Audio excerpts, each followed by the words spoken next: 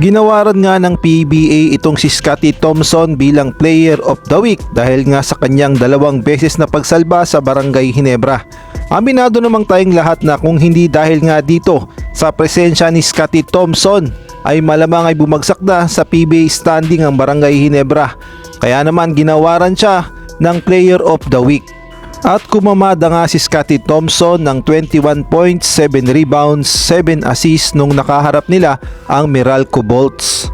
Samantalang versus Stock and Tex naman, siya nga ay kumamada ng 12 points, 7 rebounds at 7 assists.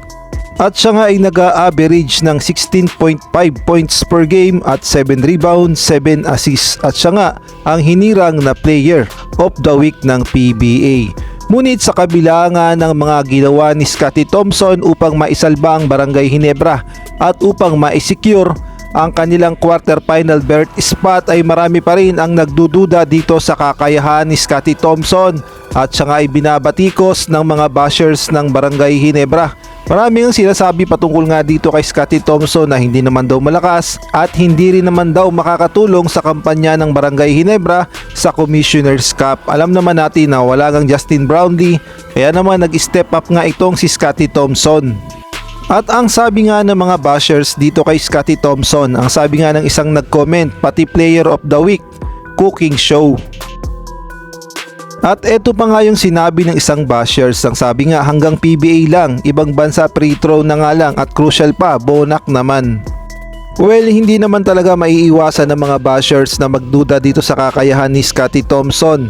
Dahil sa tingin nga nila ay hindi nga kaya ni Scottie Thompson na tulungan ang Barangay Ginebra dahil wala ngang Justin Brownlee. Ngunit alam naman natin ng isang Scottie Thompson na dating former MVP ng Barangay Ginebra at alam natin ang kakayahan niya at kayang-kaya niya talagang tulungan ang Barangay Ginebra. Syempre sa tulong din ng kanyang mga teammate ay makakaya nilang dalhin ang Barangay Ginebra sa finals o kaya naman sa semifinals ng Commissioner's Cup. Sa ibang balita naman, meron ngang inilahad itong si Dean Quinito Henson na isang sports writer. Patungkol nga ito sa mga bumabatikos kay Justin Brownlee at sinasabing si Justin Brownlee daw ay lumalakas lamang dahil gumagamit nga daw ng ipinagbabawal na gamot, kaya naman daw natulungan niya ang Gilas Pilipinas sa Asian Games na makuha ang kampyonato. Ayan kasi ang mga binabato kay Justin Brownlee.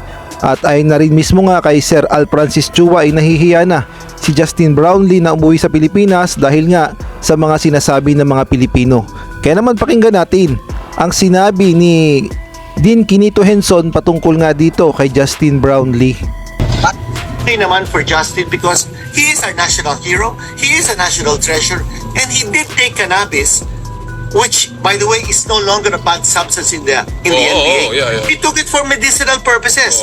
He didn't take it as a recreational drug. It's certainly not a performance enhancing substance. So malinaw na nga ang lahat na kung gumamit man si Justin Brownlee ng cannabis ay for medical purposes only at hindi nga makakatulong ang cannabis upang mapalakas ang resistensya o ang performance si Justin Brownlee sa paglalaro ng basketball. Kaya naman sa mga bashers ay sana'y matauhan sila dahil malaki talaga ang naitulong ni Justin Brownlee para sa Pilipinas. Those who hurt me, you made me a stronger person. Thanks to those who loved me, you made my heart bigger. Thanks to those who cared, you made me feel important. Thanks to those who showed concern, you let me know that you care. Thanks to those who left, you showed me that not everything is forever. Thanks to those who stayed, you showed me the true meaning of friendship. Thanks to those who entered my life, you helped me become the person I am today.